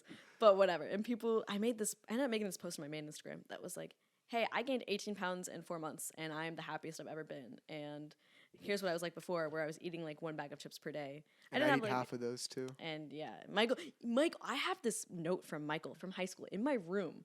Still, it's on my bulletin board. He passed it to me in like a bio class, and it's a note that says, "Hey Anjali, like something. Thank you for being like a great friend. You mean so much to me. P.S. You should eat more. Love, Michael." I don't remember that. I have this note on my bulletin board. Like I would brag about it too. I'm like, I only need 1 bag of chips per day. Meanwhile, I was anemic. I was underweight. I was like depressed, obviously, because my diet was shit. Mm-hmm. And then I would go to boxing. I boxed for like a couple of years, and I would go like 5 days a week. And I had 1 bag of chips in me. And I was like, man, why am I yakking all the time? Why do I feel like shit and tired all the time? Like, I genuinely wonder. I was like, oh, what could it be? What could it possibly be? Because I ate nothing. Like, I ate maybe 400, 800 calories a day if I was lucky. Like, if I was, like, really hungry, I was, like, 800 calories. You could get me a burger. I'm that girl who's going to have 1 bite of the burger. And then I'm like, whew, like, that's all. And Michael's, like, literally seen this. I had that reputation. And then you go to a sport like lifting, which is, like, if you don't eat for a day, you're going to feel it. And you're going to feel like shit. And it's going to ruin your day. So I had to learn how to start training myself to eat more. That's kind of getting off track. But I made this post on my main account that was like, hey, here's how I got into it. I'm so much happier now. Food is fuel. I love lifting. And all the hometown girls were like, this is so cool. Like, yes. I really want to get into it. They're like, yes. Like, can you teach me? I didn't know shit, okay? Like, I don't know. To this day, like, I am so proud of myself for making that account because I didn't know anything. Why did I feel like I had the authority? I had been lifting for like 2 weeks. And I was like, let me make an account to teach everybody. So I made that account. Anjali Lifts. Yay, Anjali Lifts. I posted every single day. And this is the interesting thing. Okay, I don't know if I could grow it as fast as I did then because Instagram is different now. But back then, Instagram Reels like just became a thing. They were like, please post Reels. We will do anything if you post Reels. So like, there's so little Reels being posted that everything you post would blow up. My first Reel got like 100K views, and I was like, wow. I was like, I'm famous. I've made it. Wow. Everyone knows me. What was that first feeling like when you got that, all those? It was a concerning amount of dopamine, and like, I gained like 200 followers right off the bat. And it was the stupidest. I remember what this video was. It was so stupid. Yeah. I don't know if you know that song that's like DB double F and it's like a passcode. People use it as like a trend. This sounds so stupid to somebody who like doesn't know what it is, but it's basically like a song where they like say a bunch of letters and they're like, before that you're like, I would never give my password to anyone, and then like somebody shows up on the screen, then you start saying the letters. So it was me thirsting over 3 men, 3 fitness guys, in this like funny reel, whatever it was, and I was like, wow. I was like, this is crazy. I just gained 200. And I made my post. I was like, guys, shout out. So happy. 200 followers. Like, this is amazing to me. Because I really just didn't think it was going to go past my hometown. I had no intention of, like, growing it on this level ever. I was just like, just a little fun little thing I can do, you know? And I liked creating. And I've always liked social media stuff. So I was like, cool, I'm just, like, posting. And I'm having fun. And my friends are on here. And all the hometown girls are on here. And then I started posting like every day. And then I started posting twice a day. And at that point, carousels are multiple slide posts on Instagram. Those multiple slides, those are called carousels. And at that period in time, carousels and reels were being boosted like crazy. So I would post one carousel, one reel per day for 4 months straight. And it derailed my life. I did nothing else. I just edited. I was like so obsessed with this that my grades went to shit. I got 2.0 my first semester of college. Everything went to shit. But I was like, because I was just so like, could not control myself. It came first. Like, I needed to make my reel. If I didn't post for 2 days, I was like, fuck. I was like, they're all gonna leave. And the carousels were still when I was bodybuilding. And so I would post like legs, and then it was like a swipe workout. So here's and memes. Don't forget the memes. Now I do memes, but back then it was literally just like, it's like the worst form you've ever seen. Is me doing like front squats, and then it's like arm day, and it's like me doing like shoulder press like this. And I'm like, guys, lock in. Everybody lock in. Save this if you want to learn. And so I did that twice a day, every day for 4 months. Like, completely derailed my life. And eventually I got to this point. I was at like 1,000 followers, 2,000 followers. And I made this one video with my friends Sean and Cam. And it was a video. I basically go for this PR, this deadlift PR of 200. And I couldn't pick it up. And I was like, fuck, I hate this. And I was like, I'm done. And I caught this on video. Like, this was not planned or anything. Like, they're like, no, like, go back there and fucking pick it up. They're like, you had that. You just, like, kind of fucked it up a little bit. I was like, fine. And I go back, and I lift it, and it's super slow, and it's slowly getting off the ground. They're like, yes, I get it up. And I'm, like, smiling at the top, and I'm so happy, and, like, they give me, like, my high fives. And at this point, I was just using TikTok as a way to edit my video. So I would edit directly on TikTok. I didn't know how to, like, actually edit, really. I would just use TikTok. And I would just post them on TikTok so I could save it, so I could post it to Instagram Reels. I was like, yeah, I love Instagram Reels. I wasn't even thinking about TikTok at this time, right? Everything I was getting was like 140 views. I was like, fuck TikTok. Who cares about TikTok? Little did I know. And I post it. And I don't even have the notifications for TikTok on. I was like, I'm not getting any views. I don't care about this app. I wake up in the morning and somebody's like, yo, check your reel. Check your TikTok. I look, it's like 43,000 views. And for me, this is like overnight. So I'm used to like reels blowing up over a period of like 4 weeks. But I wasn't used to like, immediately I'm refreshing, and every moment there's just more and more and more and more. I'm like, holy shit, this is so much stimulation. Like, let me turn it off. And I went to class. I'm like fucking stimulated out of my mind. I was like, oh my God, like this is insane right now, right? I've refreshed it again. 1 million views. Holy shit, I'm gonna drop out of college. Who needs college? I'm gonna be an influencer. Like, I was so hyped up, but I was just trying to act normal because I'm in chem lecture and nobody cares. And I walk out of chem lecture, I'm going to my lab, and I look at my phone, and it's a DM. And it's a DM from Sports Center. Like, the main Sports Center account, 26 million followers in my fucking DMs. And they go, hey, like, we love that video. Do you mind if we post it on all of our platforms? I just made it. I just freaking made it. That's what I thought in my mind. I was like, oh, my God. And I said yes. And I was like, oh, maybe they'll post in, like, a couple weeks or, like, like a couple days maybe. And immediately, as soon as I respond, my phone starts blowing up immediately after I send that message. And I'm like, there's no way they just post that. I look at my notifications. Sportscaster mentioned you in a reel, Sports Center. And I was like, they posted it immediately. 26 million followers. So my phone is blowing up. People from our hometown, is that you? Yeah, that's me. That's me. And my relatives are calling me. My Indian relatives are like, hey, we're seeing this video because it's on YouTube. I'm getting calls, texts, and I'm walking to my lab while all of this is happening. Like, this is all happening at once. And I was like, oh my God. And I was just trying to stay calm. I finished my lab, and I look on YouTube, and I see that they didn't put my username in, and I made them I DM'd them. I was like, hey, I was like, put my Instagram username in the title at Anjali Lifts. And I'm pretty sure it was actually like in the description. I just like didn't see it, but I was like so mad. I was like, give me my credit. And so they put it in the title. And I look at the video right now on YouTube. That video is at 32 million views. Wow. 32 million. I look the next day and it's like 3 million. And I'm like, this is YouTube, okay? Like, fuck TikTok and like YouTube. YouTube views are big boy views, right? Like, as an internet kid, like, YouTube is king. And I'm getting like literally relatives who were like, hey, is this girl you? You look different here, but is it you? And I was like, yes, that is me. But I was like, holy shit. Like, Now I have momentum. Now I have something. I'm getting like thousands of followers. I had like 5K at that point. But people think it just like blew me up to like the level it is now, but it got me to like 5,000, then it stopped there. But then all of these like gym TikTok pages started reposting my stuff now.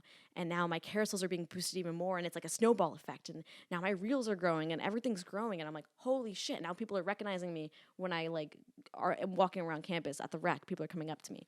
What the fuck's happening? Like I was just posting for fun, like literally just for fun and to show hometown girls and just create for the sake of creating. And now it's a thing. And now people like know who I am in the gym, which is terrifying when you're already like pretty anxious person, and then you go outside and you see people like you feel like people are staring at you, or when you meet somebody and they're like, hey, I know your Instagram and I saw you here at Franklin Dining Hall this one day and I saw you but I didn't say anything. Now I walk into a place, I'm like, who knows? Who knows about it? Or like who, you know, it's probably just in my head, but like that shift was so fast. It was like basically overnight. Do you think you were ready for the explosion? I think it needed to happen at some point. I mean, if it's gonna happen, I can't like at what point am I gonna wake up and be ready? I was definitely like I was 18, right? So I didn't handle it well. I didn't handle it well as in I just kind of like went fucking crazy. Like I was so like the past 2 years of my life, like even though I've been posting and everything seems normal, like I can see it from a place I am now that I'm like on my ADHD medication, like I feel sane. Looking back, I'm like, oh my God, I was crazy for the last 2 years. Like I've had every bad college phase that you can think of. I've had my boy phase. I've had my partying phase, even though I hate partying. Like I've had every bad phase and bad interaction that you could think of. I had an old lady on campus whap me with her purse because she thought I was racist. This like old lady with like Alzheimer's, because she was walking in the rain and I was like, oh, let me help you with your bag. I'm such a nice person. I was like, oh, I'm such a nice person. And she started walking. She goes, you're stealing my bag. I'm like, no. I'm like, by the way, where did you want to go? She goes, she's stealing my bag. She's yelling. She's like, ah, it's like rain. It's pouring. I'm like, oh my God. I've been having the worst day. I was like, oh my God, let me be. And we keep walking. She keeps yelling at me. And then she starts whacking me with her bag. And I was like, all right. I put it down. I was like, I walked away. I was like, I tried. She doesn't even know where she's going. You should have told her you were Anjali Lifts and then right away. And that became a thing too, right? All my friends were like, you should tell them who you are. And then I'm going to frat parties and like a random like drunk girl would come up to me. Oh, by the way, I love those interactions. When they would come up to me, oh my God, you're that girl who lifts. You lift. And it's like the sweetest thing. But that was becoming like a normal thing. And like, what do you do when you're so hyper aware of yourself? When you're aware that you're being perceived by not only everybody at your college, every single person in my hometown who knew me when I was like a little butthead, when I was a little gremlin, okay? Weird gremlin. I was a little weird gremlin. I was just so weird. But they knew that me, and now they know this me. And then college people who I've had, you know, my fair share of like just, you know, interactions with people and things with people that just didn't need to happen. And they perceive me as that girl. And then you go on Instagram and it's like, Andrew lifts. Oh man, so cool lifting. Hey. When they saw me as like the insecure girl that I was, slash kind of still am. And it's I still struggle with that. But the thing is, here's the paradox, right? Mm-hmm. I start thinking like, okay, this person is watching and this person, and I go through my viewers and it's like every single person I've ever interacted with and met, including people who don't like me, and including people who I've had things with and it didn't work out and it's weird, and things that's awkward with people with, and celebrities and like this kind of thing. And now it's like tainted, because the whole reason that I started doing this was not because of that, was because of like, I just wanted to help girls in my hometown. So now I'm thinking, okay, I'm going to post something, and I'm like, this specific person is going to see this. So now there's like a barrier between what I want to post and what I actually post, you know, because it's like, I'm trying to censor myself. What do you really want to post that maybe you can't at this point? At this moment, I have always made a point to do this. I've never posted a picture of myself like in a bikini. Mm-hmm. It is really, really easy, especially as a girl, to gain followers for like thirst traps. And trust me, I post my fair share of thirst traps. Trust me. But like, I have to make sure that I'm not posting too much of that, or even posting for myself. Like, it doesn't even matter who it's for, but something that can be interpreted in a way that it's for somebody else, because that's how you attract like male followers who do not care about the actual content that you post and just want to see your ass, right? So even you may gain followers, you can go so viral, right? If I just posted my fucking ass, I could go so viral. But you attract the followers who are not going to care about your stuff if it's not a thirst trap. So I want to make sure that I maintain my sense as a creator other than like my sexuality, you know? So that's a really hard line to walk because I'm like, oh, I could just do it. I could do it. I could gain so many followers and it's going to be great. But no, I want to build a community. And that style of growth can be a lot slower, which is what I feel like I do. Because it's not viral content per se. You know, Instagram Reels is a lot more saturated. Things aren't blowing up every single day like they used to. So what do you do in that case? Your growth is slowing down. Are you going to post viral content so you can get quick followers fast, get a really quick following of people who don't really care about you and won't actually interact with your stuff? Or are you going to create more tailored contents that is specific to you, that you care about, to bring in a community of people who attract that, who actually are going to fuck with you because they know that you're being real with yourself as much as you can be. She's being real on Reels. She's being on real on Reels. Yeah. I mean, it's a hard line to walk between virality and being authentic or, you know, curated authenticity, whatever you call it on social media. But it was a hard transition from like, I don't really care about posting this because no one's going to see it. Or no one who cares enough is going to see it. And now people care enough to see it. And now girls who don't like me are talking shit about behind my back about that one specific post that I made. And people are using it as ammo against me. And I'm being made fun of by people who I looked up to. And, you know, it's like, I definitely wasn't ready. But it needed to happen at some point. So it was like a rude awakening, but it was an awakening. Do you know who Matt Rife is? Yeah, of course I know Matt Rife. Yeah. He actually has a Netflix special out now. Yeah, there's a lot of controversy around that, isn't there? Yeah. Because this whole like fan base is like white girls who find him hot. Yeah, he tried out something new, but on his road to fame, he said that, and many times I thought that I was ready for it, but it turns out that I wasn't. Like, he had gone up, he bombed shows, different audiences, and then he felt that when he got the spotlight, it was the right time. That's why I asked the question. I was really curious to know if you were. I don't think I ever asked you that before. No, and no one's ever asked me that. Like that, there's a lot of like compassion in that question because nobody really checked it on me. Like, hey, like this is because it seemed great to like the average person, right? Like, oh man, you're blowing up. This is fantastic. And to me, I was like, this is great. But nobody ever sat me down and was like, hey, like, how are you doing with all of this? Like, how are you doing with knowing that wherever you go, there's always a chance that somebody will know you on this campus specifically. I'm not saying like everywhere I go, everyone's like, but on this campus specifically, like people know who you are. And how are you doing with that? Because that's not a normal experience.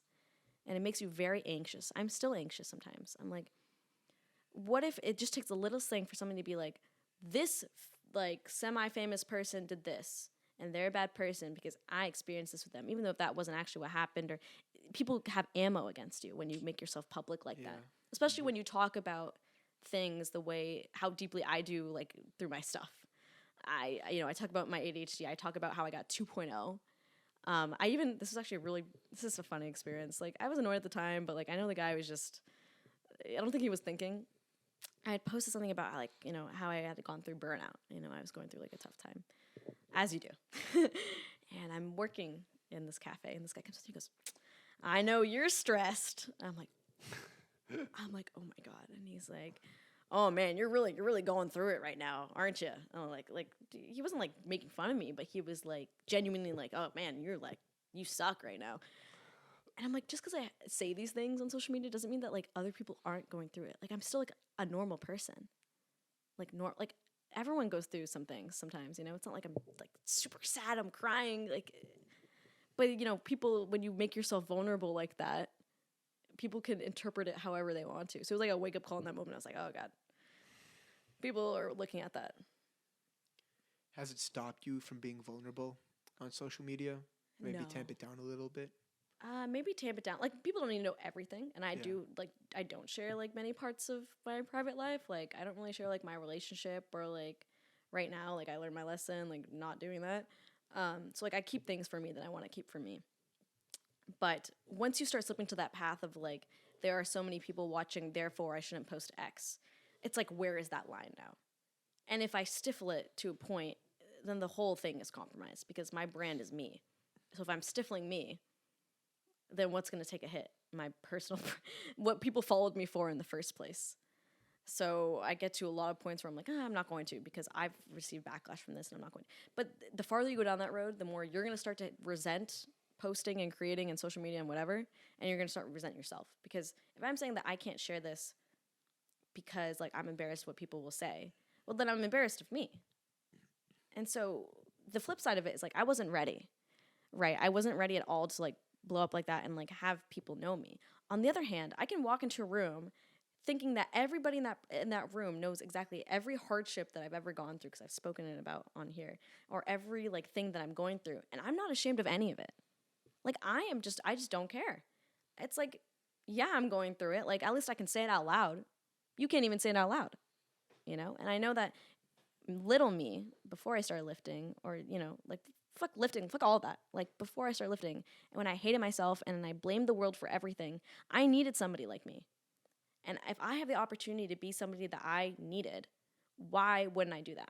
It doesn't matter at that point if like Jimmy from hometown is going to see it.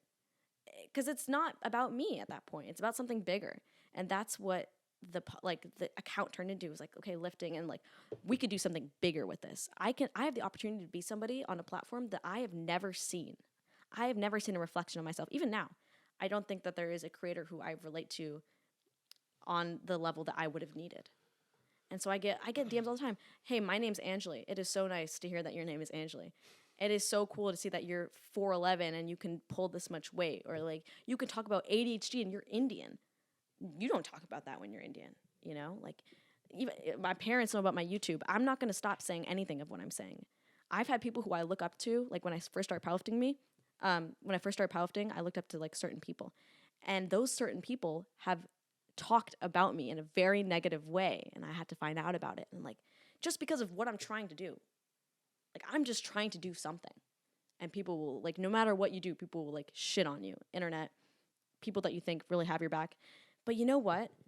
Through all of that, if anything, if there's anything negative somebody has to say, it has never, ever been said to my face. Ever. Mm-hmm. And I think that is telling about like, you know, that it's not Cowardly. Really negative.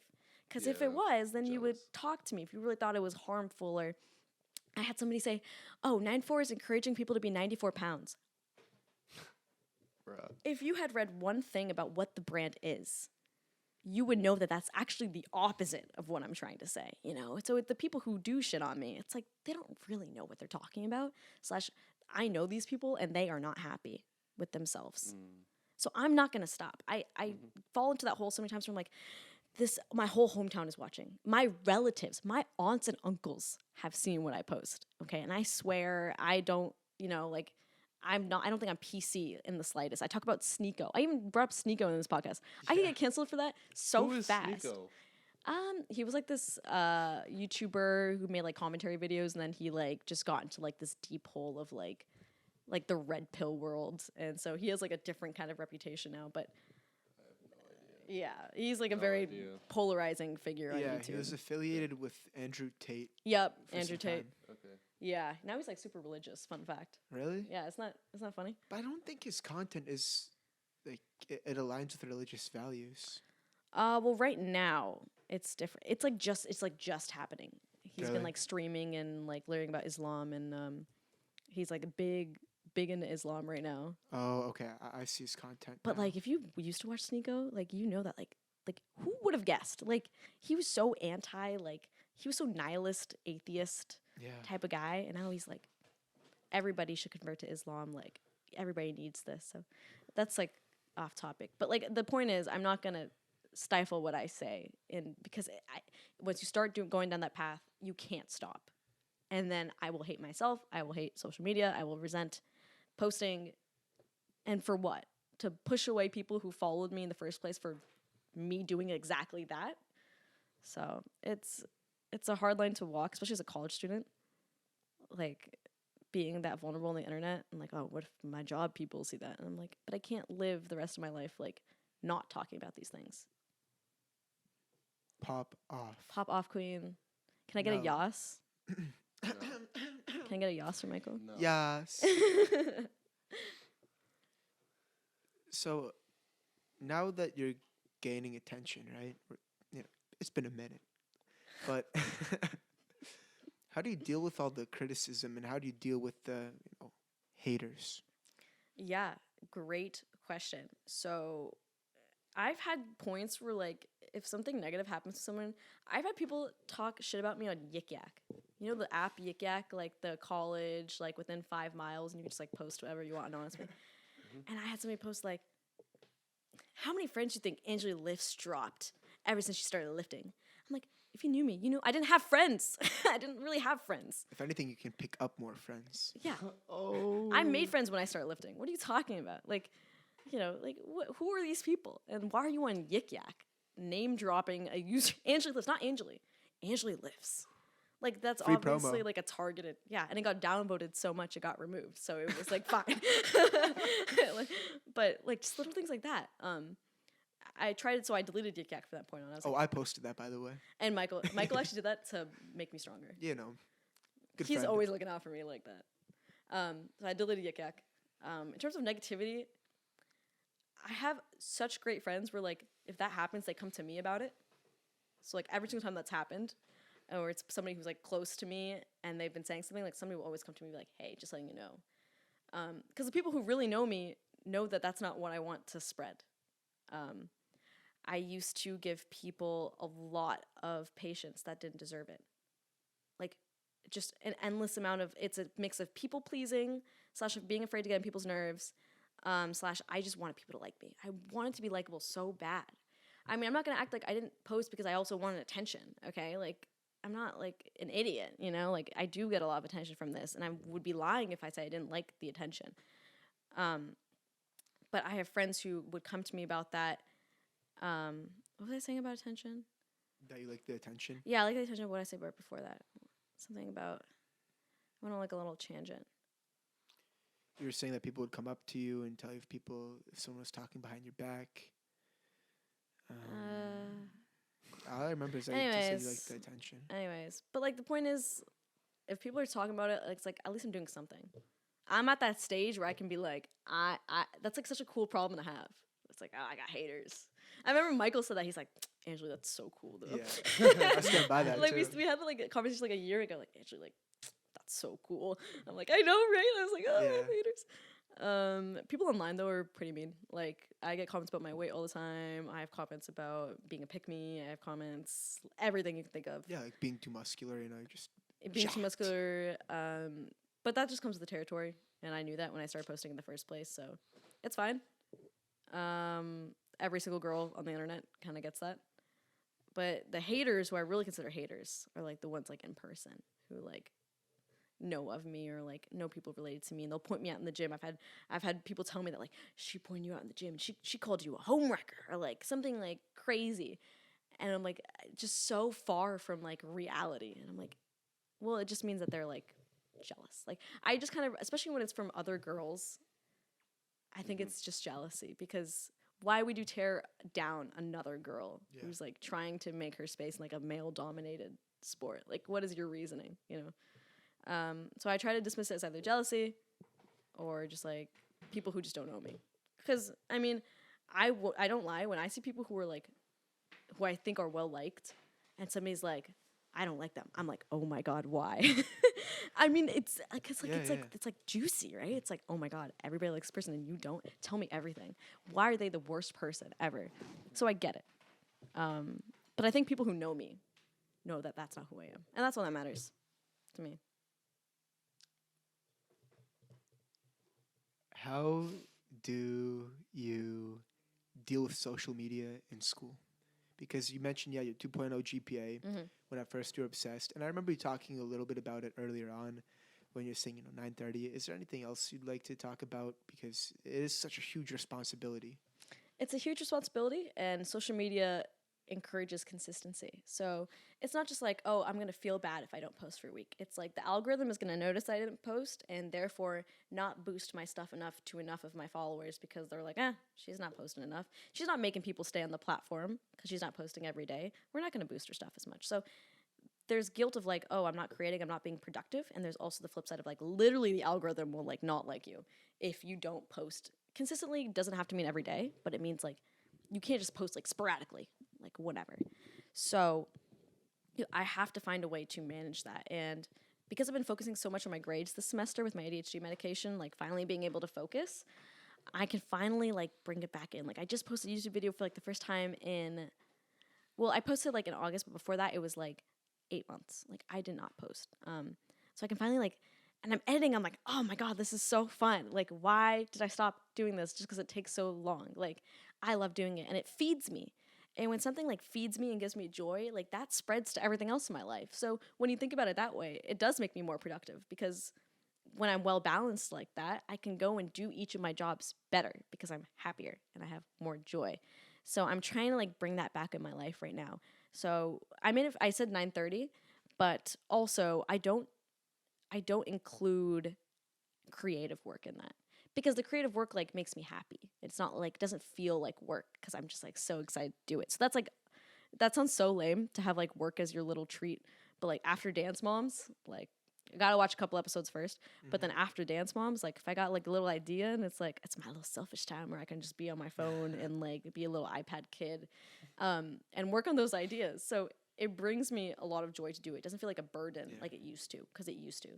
But now that I've taken enough breaks and I've seen what happens, like I've lost probably like 3K followers in the last 4 months because I haven't been posting consistently. That's just what happens. But it's like, I'm fine. I still have followers. Like They're going to me, by the way. They're all going to Silent Smirk podcast. Yeah. Plug the Instagram real quick. We are at Anjali Lifts. Yo. So to wrap things up, I want to talk about 9-4. What? He's wearing the shirt right now. Oh yeah, by the way, very comfortable shirt. I wear it all the time. I like that it's a bit of a large fit. It makes me feel very comfortable. Don't you feel more confident? Makes me feel big. Also, like it makes me pop. You got so many girls when you started wearing that too. All of my imaginary girlfriends. He suddenly starts smelling like so much better too, and everything. And it retains the cologne very, very well. 100% cotton, Quality's amazing. Quality's good. Also, just really cool. Yeah, it's really cool. Really cool message behind Everybody it. treats him like he's really cool because he wears it. Yeah, I walk and like, oh, Anjali lifts. I'm like, maybe. You want me to set up an appointment? He's so mysterious. Want me to set up an appointment? Okay, so you like how did I start it? Yeah, what made you want to start it? I knew I wanted to make a business. I didn't know what it could be, and I'm like, well, I know a little bit about marketing. Social media has taught me marketing, I think, better than any marketing class that I can ever take. I've learned so much from the internet. And I was like, if I want to do something with social media in the future, hypothetically, okay? Like, let's not jump to any conclusions. But if I want to make a living, if I want to have other streams of income, and I don't just want to work in a restaurant my entire life, or like if something doesn't work out in med school, I need to have like a business. I need to have another stream of income. And I've always liked the idea of starting my own business because I hate it when things aren't well run. I hate it. I need to be in control. And I also hate working for other people. I hate it. I can't stand it. I need to be in control. I'm a control freak. What's the best thing about being a control freak? They make good CEOs. So I was like, let's start something. I wasn't thinking like CEO, but I was like, let's just do something that's going to excite me and challenge me. And which it did. I called it 9'4" because I was 94 pounds when I started. Before like my weight gain and everything, and when I felt like shit, and it basically just represents like it's a number. Yes, like I'm not encouraging anyone to be 94 pounds. Like please don't. But it represents a period of my life where I did not like myself, and so I called it 9'4". It was actually originally gonna be 94, and then I dropped the T because I just like saying 9'4". It's like in Brooklyn Nine-Nine when they say 9-9. That's what I think of 9'4". 9'4". It just rolls off the tongue. It's easy. Shout out Derek Ho. He's my graphic designer. He made that design. We worked on it for weeks, just like creating the shittiest designs you've ever seen and been like, this is so great. We're like, no, this sucks. And then we restarted. So that was the final result. And Obsession Beats Talent was the first collection. We'll have one coming soon, which I can talk about if you want me to. But Obsession Beats Talent, it's pretty self-explanatory. Everything that I've gotten in my life is not because I've been good at it. Nothing. I have not been good at anything. I have not been good at school. I was not a good coxswain. I tried, but like the only reason, he's so nice. But the only reason I went to nationals was because everyone else quit. So my whole life, it is, literally. my whole life it's been a game of just like outlasting, right? Like how long can I stay in the game? That's how I went to nationals. Everyone's like, oh, national level coxswain. I'm like, dude, everyone else quit. And nobody wanted me to be the coxswain. In fact, the day before we raced, we were all in the car. I fucked up the practice on the this is in Florida, okay? This is like we're the Olympic teams row. I fucked up the team practice. Like I fucked up all the directions. I was just fucking up everything because I was so nervous. And in the car on the way home, they tore into me. They were like, this is the most important race of our entire lives. You suck. What are you doing? Why are you here? Even though I had jumped back in 2 weeks before out of the kindness of my own heart so they could go to nationals because they needed a coxswain. I was like, fuck it, I'm going to help them out. So I was like, oh, I hate these guys. And the coach was like not saying anything because they were right. Like, he couldn't defend me. Like, I did do a horrible job. And that's the worst part is when I knew I did a horrible job. So I went home and I like cried a little bit in my own room. I didn't tell anybody I was crying. Called Arjun, who was another cox on the team, cried to him. And I said, I'm really bad. And then I called my dad. My dad was the one who was like, fuck these guys. You're going to do great. And he's like, wake up early tomorrow. Get your shit together. Stop crying like a little baby. And like, you're going to be fine. I woke up at like 4 a.m. the next day just because I wanted to be in the lobby before anyone else. We leave at like 10. Okay, I got up at 4 a.m. Went downstairs, going over race plan, getting my mind together, doing some journaling, getting all my thoughts out, calling my dad again. And then that race ended up being like the best race we've ever had. Ever. And it was partially due to this race move that my coach wanted me to execute. So at some point towards the end, if you're neck and neck with another team, you want to call it a sprint at some point. But you have to time it well because it can't be too early because they're going to tire out and they're not going to be able to do the ending sprint well. But it can't be too late because then you're going to the sprint anyways. It's not going to do much for you. So you have to call it at the right time. So I think it was like 1,500 meters. I think the whole race. It was either 1,500 or 1,750. Okay. And we were passing the 1,250 point. They have little signs up to tell you where you are. And we were neck and neck with one of these other teams. I think was it Brookline or was it CRI? I hope it was CRI. I hope it was too. But it was this really good team. I think it was like Green something. Do you remember the name? Greenwich? Possibly Greenwich. Something. It was a really good team. All I remember is a really, really good team and that we stood no chance against. All these guys, they like recruit, right? They're like 6'2", 6'5", like giant men who like have sub 6 2Ks. And it's just like us and we're like all like below 6 feet and like we kind of suck. We don't suck, but we're like the underdogs. It's 1,250 meters. And I'm like, I call a sprint. And we end up passing this really, really like prestigious boat and by just this much. And we almost got second. What? We almost got second place, but we got there. It was like by like literally like this. We were so close. But that sprint got us ahead of this like, so top 3. I mean, that's fucking crazy. That's ridiculous. That's crazy. Against these crazy boats who recruit people who have a bunch of money. Yeah.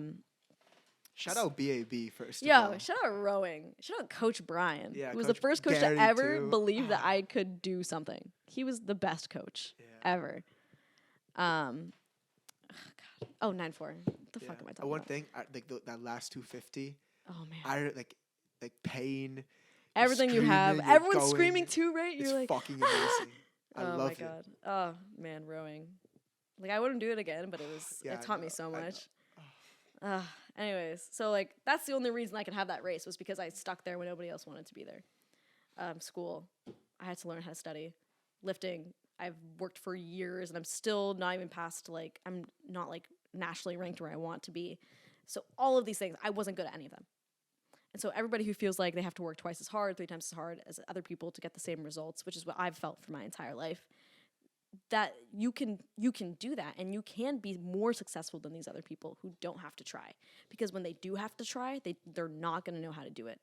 They're not going to know how to do it. Every great person, like successful person, has a blend. I think the top has a blend of talent but hard work. Because if every talented person followed through on their talent, like they would be at the top. But that's not true. That's not everybody. What distinguishes them at like high levels like that are the ones who work their hardest ahead of those other guys who are also talented. So what happens when you don't have any talent? You just have to work like a fucking dog. And nobody's rooting for you. Nobody cares about what you're working on. Nobody cared about my fitness account until I got posted by SportsCenter. Oh my God, we were in the same math class junior year. Oh How you been? How you been? You didn't care. It's only when I had results is when you cared. You have to work until you see those results. And then when those results come, you have to work even harder because nobody wants to see somebody at the top for so long. I think that's partially what's happening with social media. People are going to get sick of seeing me. So what is my game plan then? Am I going to go full my business, or am I just going to double down and be like, you cannot get rid of me? Come on. I don't know. Who knows? Maybe, like, I think about that all the time. What if my account gets deleted tomorrow? What if my account gets deleted tomorrow? It could happen. I could get hacked. Instagram could disable it. What am I going to do? They might cancel you after this podcast. They might cancel me for mentioning the word sneako. I'm going to be on, like, some red pill subreddit or something. But that's what 9-4 is all about. And the next drop is going to be called Worthy of Pressure, which I will give you more information about soon. But that's all I'm going to say for now. Worthy of Pressure. Worthy of Pressure. Do you know when you're dropping it, or is that probably spring? Should we get beanies this time? Ooh. I could do beanies. Yeah. What about a hat? That's all guys want. Hat or beanie. Isn't it the same? Isn't beanie just like a subsection of hat? A bucket hat. Yo. Like a baseball cap? Yeah, baseball cap. Also like a bucket hat. Do people wear bucket hats anymore? They were like the rage in like 2016. And then rowers wear bucket hats. BAB 9-4 collab. That'd be crazy. Mm-hmm. They're like, what's rowing? Two niche sports. Should we do some plugs? Or Before we end, last question. Mm-hmm. Can you talk about some of your goals down the line? Yes. Number one, figure out what I'm doing with my life. I have no idea. My interests are all over the place. I have no idea what I'm going to do.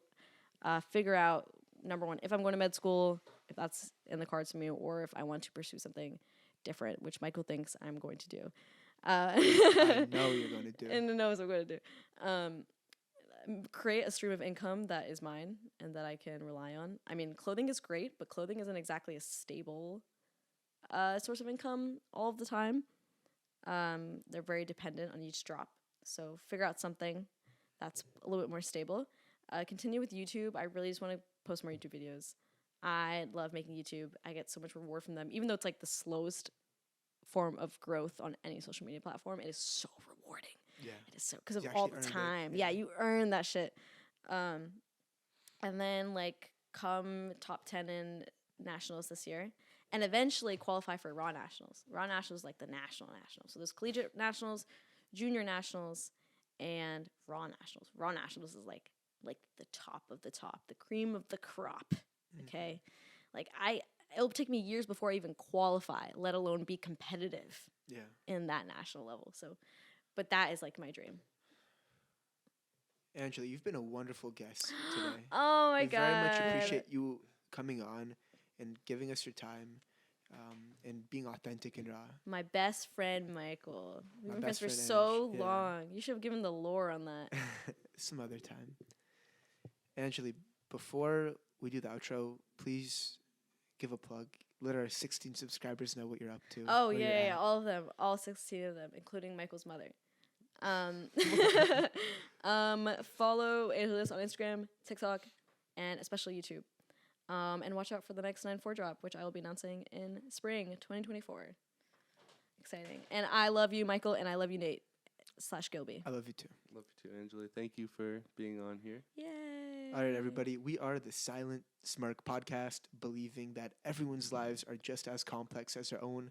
Please be sure to like, comment, subscribe down below. Say anything. It really helps. You can find us on Instagram, TikTok, all of the platforms. Try and hop on Facebook at The Silent Smirk. We're growing. We're here. And we love you. Bye. We're going to keep growing.